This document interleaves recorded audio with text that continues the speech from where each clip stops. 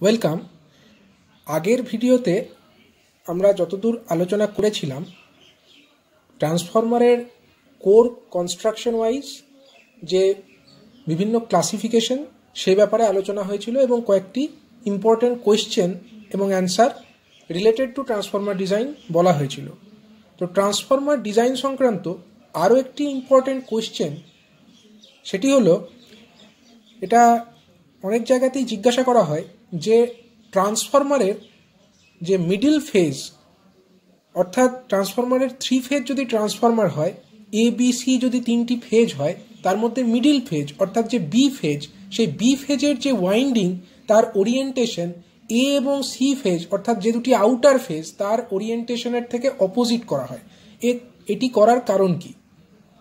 তো সেই আলোচনা এই ভিডিওটিতে করা হচ্ছে। এখানে লক্ষ্য করো, একটা ট্রান্সফরমারের ডিজাইন দেখানো হয়েছে এবং সেখানে এ বি সি 3টি হলো ট্রান্সফরমারের ওয়াইন্ডিং। প্রথমে আমরা ধরে নিচ্ছি যে এ বি সি 3টি ওয়াইন্ডিং সেম দিকেই ওরিয়েন্টেশন করা আছে।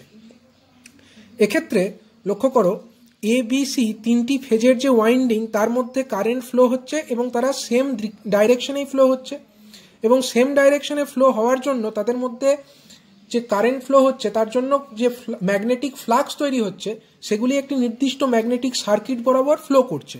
তো প্রথমে দেখে নেওয়া যাক ম্যাগনেটিক যে ফ্লাক্স তার ডাইরেকশনটা কোন দিকে।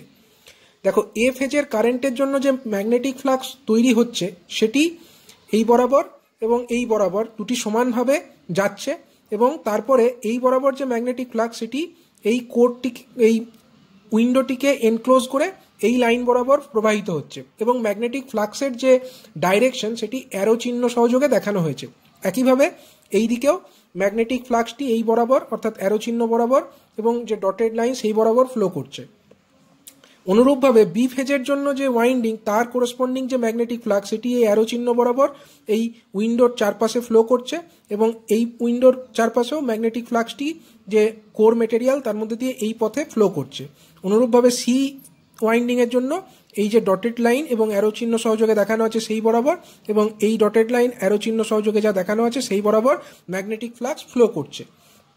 এক্ষেত্রে আমরা ধরে নিচ্ছি যে ফাই এ, ফাই বি, ফাই সি তারা ইকুয়াল, তাদের ম্যাগনিটিউড সমান, অর্থাৎ এ ওয়াইন্ডিং এর যে জন্য যে ফ্লাক্স, বি ওয়াইন্ডিং এর জন্য যে ফ্লাক্স এবং সি ওয়াইন্ডিং এর জন্য যে ফ্লাক্স তাদের ম্যাগনিটিউড সমান এবং তারা ফাই এর সঙ্গে ইকুয়াল। এখন এই যে এ ওয়াইন্ডিং এর জন্য যে ফ্লাক্স সেটি কিন্তু এইখানে এসে দুটি সমান ভাগে বিভক্ত হচ্ছে, অর্থাৎ এই দিকে অর্ধেক এবং এই দিকে অর্ধেকটা চলে যাচ্ছে। তো এই দিকে যে ফ্লাক্সের পরিমাণটা যাচ্ছে সেটা কত হবে? টোটাল যা ফ্লাক্স ফাই এ তার অর্ধেক, অর্থাৎ এই যে লিম্ব, এই লিম্বটিকে যদি আমরা নাম্বার 1 লিম্ব বলে ডিনোট করি তাহলে ফাই ওয়ান হবে ফ্লাক্স ইন দ্য লিম্ব 1। সেটা কত হবে? সেটা হচ্ছে টোটাল যে ফ্লাক্স এইখানে যাচ্ছিল অর্থাৎ ফাই এ তার অর্ধেক, সুতরাং এর মান হচ্ছে ফাই এ বাই 2। অনুরূপভাবে এই যে 4 নাম্বার লিম্ব অর্থাৎ এইটা যাকে আমরা, যার মধ্যে যে ফ্লাক্স তাকে আমরা যদি ফাই 4 দিয়ে ডিনোট করি তাহলে ফাই 4 কত হবে? সি ওয়াইন্ডিং এর যে ফ্লাক্স সেটি এই বরাবর যাচ্ছিল এবং দুটো সমান ভাগে বিভক্ত হয়েছে, কিছুটা এই দিকে কিছুটা এই দিকে। এই বরাবর কত গেছে? ফাই সি বাই 2, এই বরাবরও ফাই সি বাই 2, সুতরাং এই যে ফাই সি বাই 2 সেটা এইখানেও যাচ্ছে। সুতরাং এই যে 4 অর্থাৎ যে লিম্ব 4 সেখানে যে ফ্লাক্সের পরিমাণ সেটাকে যদি আমরা ফাই 4 দ্বারা ডিনোট করি, সুতরাং ফাই 4 কত হবে? ফাই সি এর অর্ধেক অর্থাৎ ফাই সি বাই 2। এবার দেখো, এই যে 2 নাম্বার লিম্ব সেখানে যে ফ্লাক্স ফ্লো করছে সেটা কি কারণে হচ্ছে?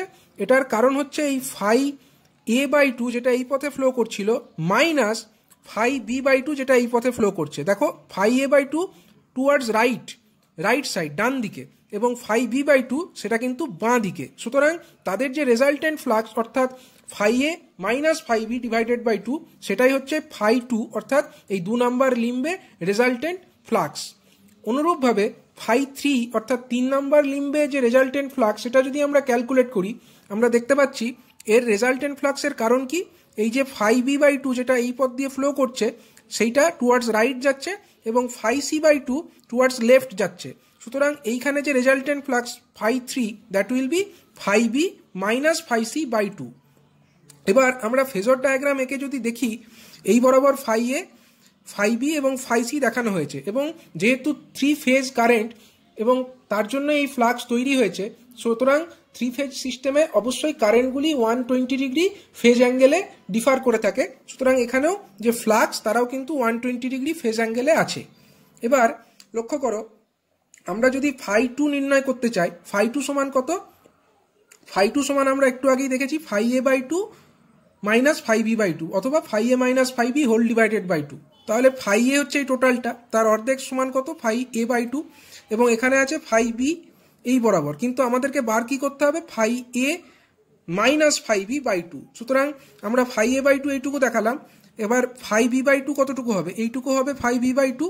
এবার যদি আমরা তার রেজাল্টেন্ট নির্ণয় করতে চাই তাহলে আমাকে একে অপোজিট দিকে এক্সটেন্ড করতে হবে এবং φa/2 এবং φb/2 কে নিয়ে একটা প্যারালেলোগ্রাম ড্র করে তার যে ডায়াগোনাল, অর্থাৎ এই যে ডায়াগোনাল বা কর্ণ, সেটি হবে রেজাল্টেন্ট ফ্লাক্স φ2। এবং যেহেতু এরা কত ডিগ্রি অ্যাঙ্গেলে আছে?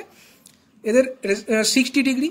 φa/2 এবং φb/2 এদের রেজাল্ট অ্যাঙ্গেল কত হবে? 60 ডিগ্রি, এবং দুটি ইকুয়াল ফেজার যদি 60 ডিগ্রি অ্যাঙ্গেলে থাকে তাদের রেজাল্টেন্ট হয় φ2, এবং φ2 এর মান কত হবে?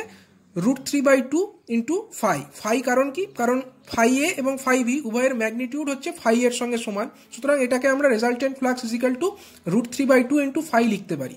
অনুরূপভাবে যদি আমাদেরকে নির্ণয় করতে হয় যে φ3 অর্থাৎ 3 নম্বর যে লিম্ব, সেখানে রেজাল্টেন্ট ফ্লাক্সের পরিমাণটাই কত, সেটার পরিমাণ কি করে নির্ণয় করব? φ3 সমান আমরা লিখতে পারি φb/2 মাইনাস φc/2। সুতরাং φb/2 তো আমার এইদিকে দেখানো আছে। অনুরূপভাবে যদি φc/2 আমাকে দেখাতে হয় তাহলে আমরা অপোজিট দিকে এই φc/2 ড্র করতে পারি, এবং তারপরে এই দুটিকে একত্রে নিয়ে একটা রেজাল্টেন্ট যদি প্যারালেলোগ্রাম ড্র করি, তার যে ডায়াগোনাল বা কর্ণ সেটি হবে আমার φ3, এবং φ3 এর মান কত হবে? φ3 is equal to also √3/2 into phi. তাহলে লক্ষ্য করো, এখানে φ1 অর্থাৎ 1 নম্বর লিম্বে ফ্লাক্স হলো φ/2, 4 নম্বর লিম্বেও হচ্ছে φ/2, কিন্তু 2 এবং 3 নম্বর লিম্বে ফ্লাক্সের পরিমাণ কত হলো? √3/2 ইন্টু ফাই। সুতরাং বোঝাই যাচ্ছে যে 1 এবং 4 নম্বর লিম্বে ফ্লাক্স ডেন্সিটি সমান হলেও 2 এবং 3 নম্বর লিম্বের সঙ্গে কিন্তু তার পার্থক্য আছে। সুতরাং বিভিন্ন জায়গায় ফ্লাক্সের পরিমাণ সমান নয়। এই যে ম্যাগনেটিক সার্কিট, তার বিভিন্ন স্থানে ম্যাগনেটিক যে ফ্লাক্স তার পরিমাণ কিন্তু সমান নয়। এবার ম্যাগনেটিক ফ্লাক্স সমান না হলেও একটা ট্রান্সফরমার যদি আমাদেরকে ডিজাইন করতে হয়, তার মধ্যে ম্যাগনেটিক সার্কিটে ম্যাগনেটিক যে ফ্লাক্স ডেন্সিটি তার পরিমাণ কিন্তু সমান হতে হবে। অর্থাৎ ম্যাগনেটিক ফ্লাক্স ডেন্সিটি, যাকে আমরা বি দ্বারা ডিনোট করি, তার মান কিন্তু সমান হতে হবে। এবার আমরা জানি magnetic flux density B is equal to 5/a, অর্থাৎ magnetic flux divided by cross sectional area. এবার দেখাই যাচ্ছে 1 এবং 4 এই জায়গায় ম্যাগনেটিক ফ্লাক্সের যা পরিমাণ, 2 এবং 3 নম্বর লিম্বে কিন্তু তা আলাদা। সুতরাং ফাই আলাদা, তাহলে নিশ্চয়ই 1 এবং 4 এর ক্রস সেকশন একরকম হবে, 2 এবং 3 নম্বর যে লিম্ব তার ক্রস সেকশন অন্যরকম হবে। অর্থাৎ একই ট্রান্সফরমারের ডিজাইন করতে গিয়ে বিভিন্ন লিম্বের ক্রস সেকশন বিভিন্ন রকম হবে। এই ধরনের যে ট্রান্সফরমার ডিজাইন, সেটা করাটা খুবই ডিফিকাল্ট হয়ে দাঁড়াবে। সেই কারণে করা হয় কি, ট্রান্সফরমারের যে মিডল ফেজ অর্থাৎ যে বি ফেজ, সেই বি ফেজের যদি ওরিয়েন্টেশনটা অপোজিট দিকে করা হয় as compare to A and C phase, সেক্ষেত্রে কি হবে লক্ষ্য করো। এক্ষেত্রে আমরা আরেকটি ডায়াগ্রাম ড্র করেছি ওই ম্যাগনেটিক সার্কিটেরই, ওই ট্রান্সফরমারের যে ম্যাগনেটিক সার্কিট তারই একটি ডায়াগ্রাম ড্র করেছি। পার্থক্য বলতে এটাই যে এখানে বি ফেজের যে কারেন্টের ডাইরেকশন সেটাকে পাল্টে দেওয়া হয়েছে।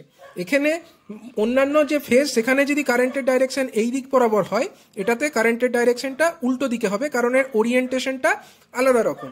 এবার ম্যাগনেটিক যে ফ্লাক্স যে এ ফেজের কারেন্টের জন্য তৈরি হচ্ছে, সেটা কোন দিকে ফ্লো করবে? সেটা আগে যে পথে ফ্লো করছিল, অর্থাৎ এই যে φa যেটা এ ফেজের কারেন্টের জন্য তৈরি হলো, সেটা এই পর্যন্ত এসে সমান ভাগে বিভক্ত হয়ে কিছুটা এই দিকে এবং কিছুটা এই দিকে ফ্লো করছে। সুতরাং টোটাল ফ্লাক্স φa এখান দিয়ে এসে φa/2 এই পথে যাবে, এবং এই পথ দিয়ে ম্যাগনেটিক সার্কিট কমপ্লিট হবে, যে পথে এই ডটেড লাইন এবং অ্যারো চিহ্ন সহকারে দেখানো হয়েছে। অনুরূপভাবে এই উইন্ডোতেও ম্যাগনেটিক যে ফ্লাক্স, সেটা এই পথে এসে এই ডটেড লাইন এবং অ্যারো চিহ্ন বরাবর ম্যাগনেটিক সার্কিট কমপ্লিট করবে। কিন্তু বি ফেজের ক্ষেত্রে পার্থক্য হবে আগেরটির সঙ্গে। বি ফেজের ক্ষেত্রে যেহেতু ওরিয়েন্টেশন পাল্টে গেছে, যে ম্যাগনেটিক যে ফ্লাক্স তারও ডাইরেকশন কিন্তু চেঞ্জ হয়ে যাবে। এক্ষেত্রে ম্যাগনেটিক ফ্লাক্স নিচের দিকে আসবে এবং টোটাল যে ম্যাগনেটিক ফ্লাক্স φb সেটি সমান ভাগে বিভক্ত হয়ে 5e/2 এই পথে ফ্লো করবে এবং বাকি 5e/2 এই পথে ফ্লো করবে। এবং সি ফেজের ক্ষেত্রে কিন্তু আগের মতোই, অর্থাৎ তার কিন্তু ডাইরেকশন কোনো চেঞ্জ হয়নি। সেখানে ম্যাগনেটিক যে ফ্লাক্স ফাইসি সেটি এইখান পর্যন্ত এসে সমান ভাগে বিভক্ত হয়ে 5c/2 এই পথে ফ্লো করে এই উইন্ডোর চারপাশ দিয়ে ম্যাগনেটিক সার্কিটের পাথ কমপ্লিট করবে এবং বাকি 5c/2 এই পথে ম্যাগনেটিক সার্কিটটিকে কমপ্লিট করবে। এবার লক্ষ্য করো, এখানে যে 1 নাম্বার লিম্ব, সেখানে যে ম্যাগনেটিক ফ্লাক্স তার পরিমাণ কত হবে? ম্যাগনেটিক ফ্লাক্সের পরিমাণ আমরা লিখতে পারি phi1 that will be equal two phi-a/2। Magnetic যে ফ্লাক্স ইন যে আমার লিম্ব 4 সেখানে কত হবে? phi-c/2 হবে। কিন্তু যে আমার ফ্লাক্স ইন দ্য লিম্ব 2 সেখানে কত হচ্ছে? phi2। এখানে দেখো phi2 কি কি কারণে ফ্লো করছে? phi-a/2 এবং phi-b/2 তারা কিন্তু এখানে অ্যাডিটিভ ইন নেচার। তার মানে phi-a/2 প্লাস হচ্ছে phi-b/2। এবং অনুরূপভাবে যে phi3 অর্থাৎ 3 নাম্বার যে লিম্ব, সেখানে যে ম্যাগনেটিক ফ্লাক্স সেটা কত হবে? phi3 that will be equal two phi-b/2 plus phi-c/2, কারণ তারাও হচ্ছে অ্যাডিটিভ ইন নেচার, তারাও একই দিকে কাজ করছে। সুতরাং phi-b/2 প্লাস হচ্ছে আমার phi-c/2। তাহলে লক্ষ্য করো, এক্ষেত্রে যদি আমরা রেজাল্টেন্ট ফ্লাক্সের পরিমাণটা নির্ণয় করতে চাই, রেজাল্টেন্ট ফ্লাক্স আমরা কিভাবে নির্ণয় করব? ফেজর ডায়াগ্রাম এঁকে। আমরা ম্যাগনেটিক ফ্লাক্সের ফার্স্টে ফেজর ডায়াগ্রাম ড্র করলাম। এই বরাবর আমার phi-a, এই বরাবর phi-b এবং এই দিক বরাবর আমার phi-c। এবার আমাদের কি নির্ণয় করতে হবে? phi-a/2 plus phi-b/2। তো phi-a/2 এইটুকু হবে phi-a/2 এবং phi-b/2 হবে আমার এইটুকু phi-b/2। এবং তারা যেহেতু অ্যাডিটিভ, আমরা এই বরাবর একটা প্যারালেলোগ্রাম ড্র করে রেজাল্টেন্ট ফেজর নির্ণয় করব। এবং এই যে রেজাল্টেন্ট ফেজরের পরিমাণ কত হবে? এর পরিমাণ হবে phi2 এর সঙ্গে সমান। একইভাবে phi-b/2 অ্যান্ড phi-c/2, অর্থাৎ phi-b/2 তো এই পর্যন্ত আঁকা আছে, phi-c/2 আঁকতে গেলে এর অর্ধেক নিয়ে এইটুকু হবে phi-c/2 এবং তারপরে একটি প্যারালেলোগ্রাম আমরা কমপ্লিট করব এবং তার যে ডায়াগোনাল, এই ডায়াগোনালটি কাকে ডিনোট করছে? এটি দিয়ে আমরা phi3 কে ডিনোট করতে পারছি। এক্ষেত্রে phi2 বা phi3 তার মান যদি আমাদের নির্ণয় করতে হয়, আমরা phi2টা নির্ণয় করে নিচ্ছি। phi2 সমান আমরা কি দেখতে পাচ্ছি? দুটি ফেজরের সমষ্টি যারা কত ডিগ্রি অ্যাঙ্গেলে আছে? 120 ডিগ্রি অ্যাঙ্গেলে আছে। সেক্ষেত্রে রেজাল্টেন্ট ফেজরের মান কত হবে? phi2 that will be equal to root over of, আমরা কি করে বার করি এই সমস্ত ক্ষেত্রে? যদি 120 ডিগ্রি অ্যাঙ্গেলে ফেজরগুলো থাকে, phi-a/2 তার হোল স্কোয়ার প্লাস phi-b/2 তার whole square plus 2 into phi-a/2 into phi-b/2 into cos 120 degree. লক্ষ্য করো এখানে কি হবে? phi-a মানে কত? তার ম্যাগনিটিউড কত? phi/2 তার হোল স্কোয়ার প্লাস এটাও phi/2 তার whole square plus 2 into phi/2 into phi/2 into cos 120 degree. এর অর্থ হলো -12। অর্থাৎ দেখো এখানে যেটা আমরা পাবো সেটা হচ্ছে phi-a/2 phi²/4 plus phi²/4 minus রুটের ভেতরেই থাকছে কত? phi²/4। তাহলে ওভারঅল রেজাল্টেন্ট আসছে phi/2। এটা হলো phi2 এর মান। phi2 অর্থাৎ এই যে 2 নাম্বার লিম্ব, সেখানে রেজাল্টেন্ট যে ফ্লাক্স তার পরিমাণ কত এলো? phi/2। অনুরূপভাবে আমরা নির্ণয় করতে পারবো 3 নাম্বার যে লিম্ব, সেখানেও ফ্লাক্সের যে পরিমাণ সেটা হবে phi/2। অর্থাৎ 1 নাম্বার, 2 নাম্বার, 3 নাম্বার এবং 4 নাম্বার, 4টি লিম্বেই কিন্তু এবার ফ্লাক্সের পরিমাণ সমান হলো। এবং আমরা কি জানি? Flux density B = phi/a। যেহেতু 4টি লিম্বেই ফ্লাক্সের পরিমাণ সমান, সুতরাং আমরা বলতে পারি 4টি লিম্বেরই ক্রস সেকশনাল এরিয়া সেম হবে। এবং এক্ষেত্রে আমাদের অনেক যে কস্ট ইনভলভমেন্ট, যেটা আগের ক্ষেত্রে অনেক বেশি লাগছিল, সেটা কিন্তু লাগবে না। এই কারণবশতই ট্রান্সফরমার ডিজাইনের ক্ষেত্রে যে মিডিল ফেজ তার ওরিয়েন্টেশনটা যে আউটার 2 ফেজ অর্থাৎ এ এবং সি ফেজ তার ওরিয়েন্টেশনের থেকে কিন্তু আলাদা রাখা হয়।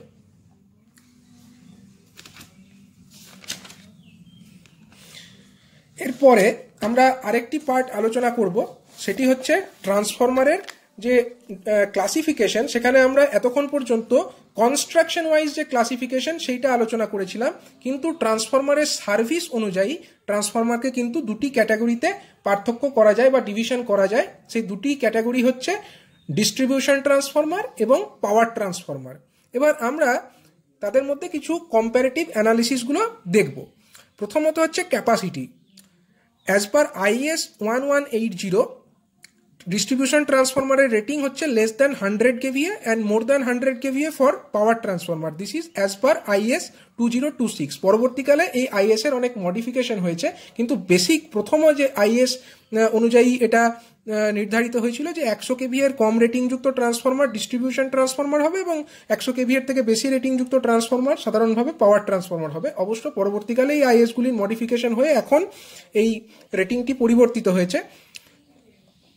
এবার নো লোড ভোল্টেজের যে ratio, no load voltage ratio হচ্ছে ডিস্ট্রিবিউশন ট্রান্সফরমারের ক্ষেত্রে সাধারণভাবে ভোল্টেজ রেশিও হচ্ছে 3.3 kV by 433 volt or 6.6 kV by 433 volt or 11 kV by 433 volt or 430 volt by 230 volt, মানে এই টাইপের যদি ভোল্টেজ রেটিং হয় সেগুলোকে আমরা ডিস্ট্রিবিউশন ট্রান্সফরমার বলবো।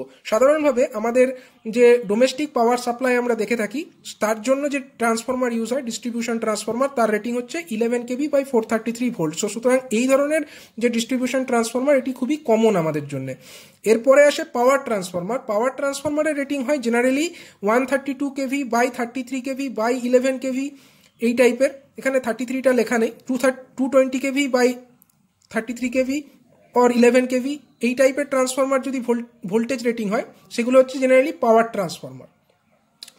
এবার পাওয়ার ট্রান্সফরমার কোথায় থাকে? পাওয়ার ট্রান্সফরমারগুলি সাধারণভাবে বিভিন্ন যে পাওয়ার সাবস্টেশন সেই সাবস্টেশনে অবস্থিত হয়। আর ডিস্ট্রিবিউশন ট্রান্সফরমার কিন্তু অনেক জায়গায় আমরা দেখতে পাই, যেমন আমাদের আশেপাশে যেখানে ডোমেস্টিক পাওয়ার সাপ্লাই আমরা পেয়ে থাকি সেখানে অনেক পোল মাউন্টেড ডিস্ট্রিবিউশন ট্রান্সফরমার আমাদের চোখে পড়ে। এবার type, step up or step down. সাধারণভাবে ডিস্ট্রিবিউশন ট্রান্সফরমার সবই হচ্ছে কিন্তু স্টেপ ডাউন টাইপ ট্রান্সফরমার, কিন্তু পাওয়ার ট্রান্সফরমার দু টাইপেরই হতে পারে, অর্থাৎ স্টেপ আপ এবং স্টেপ ডাউন। স্টেপ আপ এবং স্টেপ ডাউন আমরা বুঝি যেখানে যে ট্রান্সফরমারে হাই ভোল্টেজ ইনপুট দিয়ে লো ভোল্টেজ আউটপুট পাওয়া যায় সেই ধরনের ট্রান্সফরমারকে আমরা বলবো স্টেপ ডাউন ট্রান্সফরমার, এবং স্টেপ আপ ট্রান্সফরমার আমরা তাকেই বলবো যেখানে লো ভোল্টেজ ইনপুট দিয়ে হাই ভোল্টেজে আমরা আউটপুট পাই, তাকে বলবো স্টেপ আপ ট্রান্সফরমার। তো ডিস্ট্রিবিউশন ট্রান্সফরমার হচ্ছে স্টেপ ডাউন অলওয়েজ, কিন্তু পাওয়ার ট্রান্সফরমার স্টেপ আপও হতে পারে অ্যাজ ওয়েল অ্যাজ এটা স্টেপ ডাউনও হতে পারে। এবার কানেকশন, যে আমার ডিস্ট্রিবিউশন ট্রান্সফরমার এটা হচ্ছে সবসময় ডেল্টা, প্রাইমারি ওয়াইন্ডিং হচ্ছে ডেল্টা কানেক্টেড এবং সেকেন্ডারি ওয়াইন্ডিং হচ্ছে স্টার কানেক্টেড। এবং স্টার কানেক্টেড কেন হয়? কারণ যাতে করে আমরা দুটো ভোল্টেজ লেভেল সেখান থেকে পেতে পারি। যেমন ধরো ডিস্ট্রিবিউশন ট্রান্সফরমার যেখান থেকে ডোমেস্টিক পাওয়ার সাপ্লাই দেওয়া হয় তার ভোল্টেজ রেটিং কত হচ্ছে? 11 kV বাই 433 ভোল্ট। এবার এই যে 433 ভোল্ট এটা কিন্তু স্টার কানেক্টেড, অর্থাৎ তিনটে ফেজ এবং একটি নিউট্রাল। এক্ষেত্রে আমরা লাইন টু লাইন ভোল্টেজ পাবো 433 ভোল্ট এবং লাইন টু নিউট্রাল যে ভোল্টেজ যেটা পাবো আমরা 433/√3, অর্থাৎ অ্যারাউন্ড 248 এরকম টাইপের আমরা একটা রেটিং এর ভোল্টেজ পাবো, যেটা আমাদের ডোমেস্টিক পারপাসে ইউজ হবে। এবার আসছে পাওয়ার ট্রান্সফরমার। পাওয়ার ট্রান্সফরমার কিন্তু delta star, star delta, delta delta এবং স্টার স্টার এই সব রকম টাইপেরই পাওয়ার ট্রান্সফরমার হতে পারে। এরপরে আসছে লোডিং। লোডিং অর্থাৎ ট্রান্সফরমারে কি ধরনের লোড থাকছে। তো ডিস্ট্রিবিউশন ট্রান্সফরমার যেহেতু এটা পাওয়ার ডিস্ট্রিবিউশন করা হচ্ছে এর মাধ্যমে কনজিউমারের প্রেমিসেস পর্যন্ত, এবং সেখানে 24 ঘন্টায় পাওয়ার থাকাটা বাঞ্ছনীয়। সুতরাং পাওয়ার ডিস্ট্রিবিউশন যে ট্রান্সফরমার সেটা কিন্তু 24 ঘন্টায় এনার্জাইজ থাকছে এবং তাতে কিন্তু লোড হচ্ছে ভ্যারিয়েবল লোড, মানে কখনো কখনো যখন লোড বেশি পড়ছে তখন নিয়ার অ্যাবাউট 100% কখনো কখনো লোড থাকছে, কখনো আবার পার্ট লোড থাকছে, মানে কখনো যখন কনজিউমারের লোড প্রেমিসেসের লোড কম আছে দিনের বেলায় সে সময় কিন্তু ডিস্ট্রিবিউশন ট্রান্সফরমারের লোড কম থাকে। আবার যখন সন্ধ্যের দিকে যখন সমস্ত আলো জ্বলে ওঠে তখন কিন্তু লোডটা বেড়ে যায়। তো ভ্যারিয়েবল লোড অর্থাৎ কখনো লোড কম কখনো আবার লোড বেশি। আর পাওয়ার ট্রান্সফরমার সবসময় চালু করার দরকার নেই, মানে এটা যখন দরকার তখনই এটা চালু করা যেতে পারে এবং সবসময় কিন্তু এর দরকার পড়ে না লোডিংয়ের। এর পরের ক্যারেক্টারিস্টিক্স হচ্ছে ম্যাক্সিমাম এফিসিয়েন্সি। ম্যাক্সিমাম এফিসিয়েন্সি কোথায় হয়? ডিস্ট্রিবিউশন ট্রান্সফরমারের ক্ষেত্রে ম্যাক্সিমাম এফিসিয়েন্সি পাওয়া যায় near about 50 to 60% of its full load. মানে ট্রান্সফরমারটা যতটা ফুল লোডের জন্য ডিজাইন তার 50 to 60% লোডে যদি একে রান করা হয় সেক্ষেত্রে ম্যাক্সিমাম এফিসিয়েন্সি প্রোভাইড করবে, অর্থাৎ সেই ক্ষেত্রেই ট্রান্সফরমারের ক্ষেত্রে কোর লস এবং কপার লস ইকুয়াল হবে। কিন্তু পাওয়ার ট্রান্সফরমারের ক্ষেত্রে এই যে ম্যাক্সিমাম যে এফিসিয়েন্সি সেটা কিন্তু পাওয়া যাবে অ্যারাউন্ড ফুল লোড, মানে এর যা রেটেড লোড অর্থাৎ ম্যাক্সিমাম বা ফুল লোড যেটা এটা প্রোভাইড করতে পারে সেই লোডের কাছাকাছি জায়গায় এটা ম্যাক্সিমাম এফিসিয়েন্সিতে রান করে। আর একটা হচ্ছে iron loss to copper loss ratio. ট্রান্সফরমারের আয়রন লস এবং কপার লসের রেশিও ডিস্ট্রিবিউশন ট্রান্সফরমারের ক্ষেত্রে রাফলি এটা হলো 1:3, কিন্তু পাওয়ার ট্রান্সফরমারের ক্ষেত্রে আয়রন লস এবং কপার লস তার রেশিও হচ্ছে নিয়ার অ্যাবাউট 1:1। এখানে কপার লস বলতে ফুল লোডে যে কপার লস সেটার কথাই কিন্তু বলা হয়েছে। এবং একটু আগেই আমরা দেখলাম যে পাওয়ার ট্রান্সফরমারের ক্ষেত্রে ম্যাক্সিমাম এফিসিয়েন্সি হয় নিয়ার অ্যাবাউট ফুল লোড। তো নিয়ার অ্যাবাউট ফুল লোডে কপার লস কত? ফুল লোড কপার লস, এবং ম্যাক্সিমাম এফিসিয়েন্সি তখনই সম্ভব যখন কপার লস এবং আয়রন লস সমান। তার জন্যই দেখো এখানে কিন্তু 1:1 হয়েছে আয়রন লস এবং কপার লসের রেশিও। কুলিং অর্থাৎ ট্রান্সফরমার যখন রান করে ট্রান্সফরমারের ওয়াইন্ডিং এর মধ্যে দিয়ে হিউজ কারেন্ট ফ্লো হওয়ার ফলে ট্রান্সফরমারের ওয়াইন্ডিংটা গরম হয়ে ওঠে, এবং সেই গরম হয়ে ওঠার ফলে ট্রান্সফরমারটিকে কিন্তু ঠান্ডা করার প্রয়োজনীয়তা দেখা দেয়। তো ন্যাচারালি প্রত্যেকটা ট্রান্সফরমারেই কুলিং মিডিয়াম হিসাবে কিন্তু সাধারণত ট্রান্সফরমার অয়েল থাকে, ড্রাই টাইপ ট্রান্সফরমার ছাড়া সাধারণত কিন্তু ট্রান্সফরমার অয়েল থাকে কুলিং মিডিয়াম হিসাবে। এবং সেইটা ছাড়া কিন্তু ন্যাচারাল যে air cooled or self oil cooled, মানে ন্যাচারাল কোনো এক্সটার্নাল কোনো কুলিং অ্যারেঞ্জমেন্টের কিন্তু ব্যবস্থা ডিস্ট্রিবিউশন ট্রান্সফরমারের ক্ষেত্রে করা হয় না। কিন্তু পাওয়ার ট্রান্সফরমার যেটা খুবই ডেলিকেট জিনিস এবং সেটাকে কিন্তু অনেক বেশি ব্যবস্থা নিতে হয়, ট্রান্সফরমার যেহেতু রেটিং বেশি এবং অনেক হিউজ পাওয়ার সেখানে নিয়ে ইনভলভড আছে, তো সেখানে অ্যামাউন্ট অফ যে হিট জেনারেটেড সেটাও বেশি হয়। তো সেটাকে ঠান্ডা করবার জন্য অনেক এক্সটার্নাল ব্যবস্থা নেওয়ার প্রয়োজনীয়তা দেখা দেয়। যেমন অনেক ক্ষেত্রে ফোর্স এয়ার কুলড হতে পারে, অথবা ফোর্স অয়েল কুলড হতে পারে, অথবা ফোর্স ওয়াটার কুলডও হতে পারে। এরকম বিভিন্ন ক্যাটাগরি হতে পারে যেটা কুলিং মিডিয়াম হিসাবে ট্রান্সফরমারে ব্যবহার করা হয়। এর পরের যে প্যারামিটার সেটা হচ্ছে পার্সেন্টেজ ইম্পিডেন্স। তো ডিস্ট্রিবিউশন ট্রান্সফরমারের ক্ষেত্রে পার্সেন্টেজ ইম্পিডেন্স হচ্ছে নিয়ার অ্যাবাউট 4.5%, এর থেকে 10% কম বেশি হতে পারে, মানে 4.5 এর 10% কম বেশি হতে পারে। কিন্তু পাওয়ার ট্রান্সফরমারের ক্ষেত্রে যে পার্সেন্টেজ ইম্পিডেন্স এর ভ্যালু কিন্তু কোয়াইট হাই, এটা হচ্ছে অ্যারাউন্ড 18 to 20%, যেখানে এর 4.5% এর ক্ষেত্রে কিন্তু পার্সেন্টেজ ইম্পিডেন্স হচ্ছে 18 to 20%। এবং আমরা এটার কারণ কি? এর কারণ হচ্ছে পার্সেন্টেজ ইম্পিডেন্স হচ্ছে আমার ভোল্টেজ রেগুলেশনের সঙ্গে রিলেটেড। যার পার্সেন্টেজ ইম্পিডেন্স বেশি, অর্থাৎ যে ট্রান্সফরমারের পার্সেন্টেজ ইম্পিডেন্স বেশি, তার কিন্তু ভোল্টেজ রেগুলেশনের পরিমাণও বেশি।